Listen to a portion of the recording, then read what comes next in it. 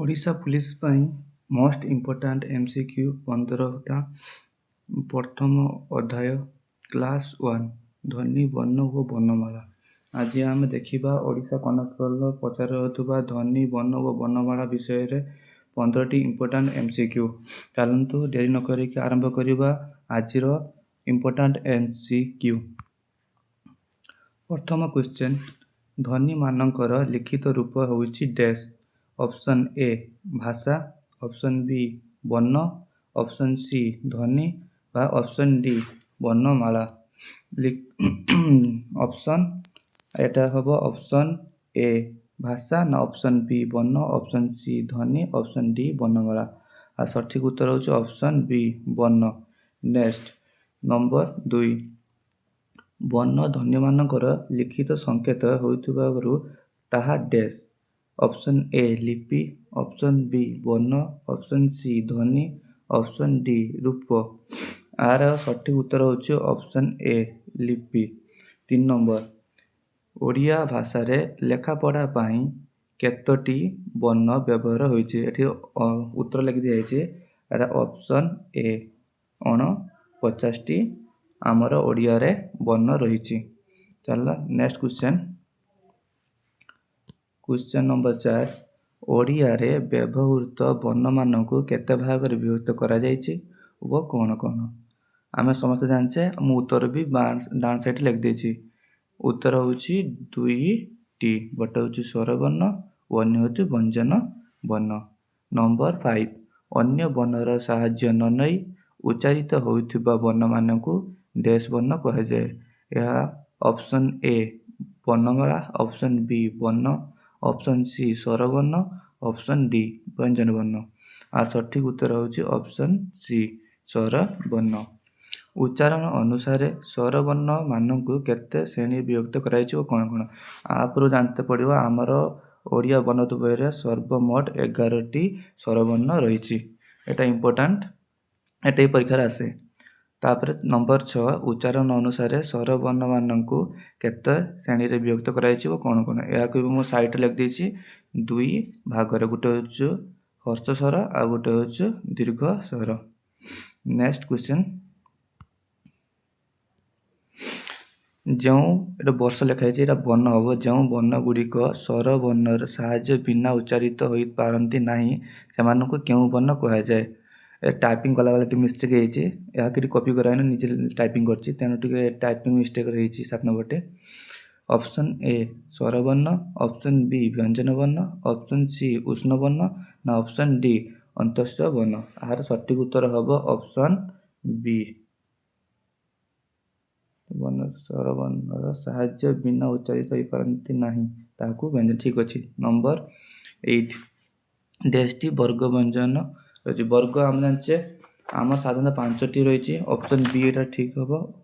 5 number 8 number option B. ଆମେ ଜାଣିଛେ କ ବର୍ଗ, ଚ ବର୍ଗ, ଟ ବର୍ଗ, ତ ବର୍ଗ, ପ ବର୍ଗ। କ ବର୍ଗ ରହିଲା କ, ଖ, ଗ, ଘ, ଙ। ଏହାକୁ ଆମେ କଣ୍ଠ ବର୍ଗ କୁହାଯାଏ। ତାପରେ ଚ ବର୍ଗ ହେଲା ଚ, ଛ, ଜ, ଝ, ଞ। ଏହାକୁ ତାଳବ୍ୟ ବର୍ଣ୍ଣ କୁହାଯାଏ। ତାପରେ ହେଲା ଟ ବର୍ଗରେ ଟ, ଠ, ଡ, ଢ ମୂର୍ଦ୍ଧନ। ଏହାକୁ ମୂର୍ଣ୍ଣ ବର୍ଣ୍ଣ ବା ମୁଖ ବର୍ଣ୍ଣ କୁହାଯାଏ। ତାପରେ ତ ବର୍ଗ ତ, ଥ, ଦ, ଧ ଦନ୍ତେନ। ଏହାକୁ ଦାନ୍ତ ବର୍ଣ୍ଣ କୁହାଯାଏ। ଆଉ ଲାଷ୍ଟ ହେଲା ପ ବର୍ଗ ପ, ଫ, ବ, ଭ, ମ। ଏହାକୁ ଉଠ ବର୍ଣ୍ଣ କୁହାଯାଏ। ତାପରେ ଦେଖିବା 9 ନମ୍ବର, ଅନ୍ତ୍ୟଚ୍ଛେଦ ୟ, ର, ଳ, ଲ, ବ ଆଦି କେଉଁ ବର୍ଣ୍ଣ? ଏହା ପରୀକ୍ଷାରେ ଆସିଛି, ଯାହାକି ଏଟା ଇମ୍ପୋର୍ଟାଣ୍ଟ ଏବେ ହେଇଗଲାଣି। ଅପସନ୍ ଏ ଅନ୍ତସ୍ଥ ବର୍ଗ, ଅପସନ୍ ବି ଉଷ୍ଣ ବର୍ଣ୍ଣ, ଅପସନ୍ ସି ଅଯୋଗ୍ୟ ବାହ ବର୍ଣ୍ଣ, ଅପସନ୍ ଡି ଅଳ୍ପ ପ୍ରାଣ। ଏହାର ସଠିକ୍ ଉତ୍ତର ହେବ ଅପସନ୍ ଏ ଅନ୍ତସ୍ଥ ବର୍ଣ୍ଣ। ତାପରେ ତାଲବ୍ୟ, ମୂର୍ଧନ୍ୟ, ଦନ୍ତ୍ୟ ହ ଆଦି କେଉଁ ବର୍ଣ୍ଣ ଅଟେ? ଅପସନ୍ ଏ ଅନ୍ତସ୍ଥ ବର୍ଗ, ଅପସନ୍ ବି ଉଷ୍ଣ ବର୍ଗ, ଅନୁନାସିକ ବର୍ଗ ଅପସନ୍ ସି, ଅପସନ୍ ଡି ଅଯୋଗ୍ୟ ବାହ ବର୍ଗ ବର୍ଣ୍ଣ। ଆର ସଠିକ୍ ଉତ୍ତର ହେବ ଉଷ୍ଣ ବର୍ଣ୍ଣ। ଏଠି ଟାଇପିଂ ମିଷ୍ଟେକ୍ ହେଇଛି। ନେକ୍ସଟ କ୍ୱେଶ୍ଚନ୍ 11 ନମ୍ବର, ଯେଉଁ ବର୍ଣ୍ଣମାନଙ୍କର ଉଚ୍ଚାରଣରେ ଅଳ୍ପ ପ୍ରାଣ ବାୟୁ ନିର୍ଗତ ହୁଏ ସେମାନଙ୍କୁ ଡ୍ୟାଶ୍ ବ୍ୟଞ୍ଜନ କୁହାଯାଏ। ऑप्शन ए अल्प प्राण, ऑप्शन बी महाप्राण ना ऑप्शन सी अधस व्यंजन ना ऑप्शन डी सघस व्यंजन। प्रश्न उत्तर जना पड़ जाऊँगी। उत्तर हम ऑप्शन ए अल्प प्राण। और 12 नंबर जो वर्ण मानकर उच्चारण रे महाप्राण अधिक वायु निर्गत हुए से डैश व्यंजन कहती। ऑप्शन ए अल्प प्राण, ऑप्शन बी महाप्राण, ऑप्शन सी अघस प्राण, ऑप्शन डी सघस प्राण।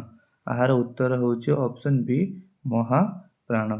13 नंबर जो वर्ण गुड़िकर उच्चारण रे स्वरतंती कंपित होई न थाए सेमानकु केउ व्यंजन कहाଯାଏ।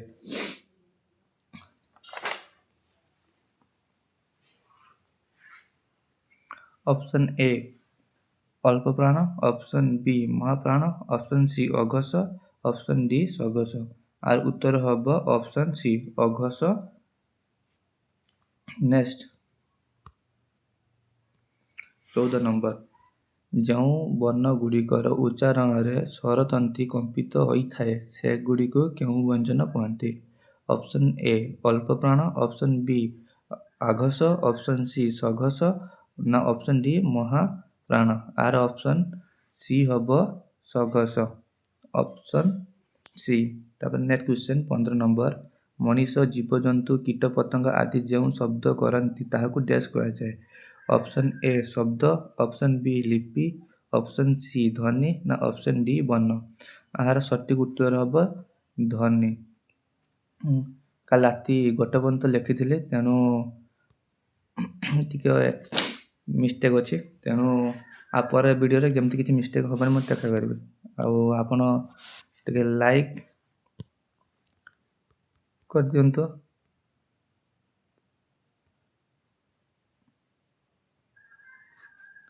कमेंट केमिति वीडियो लगिला एवं सब्सक्राइब आम फास्ट वीडियोटा। धन्यवाद।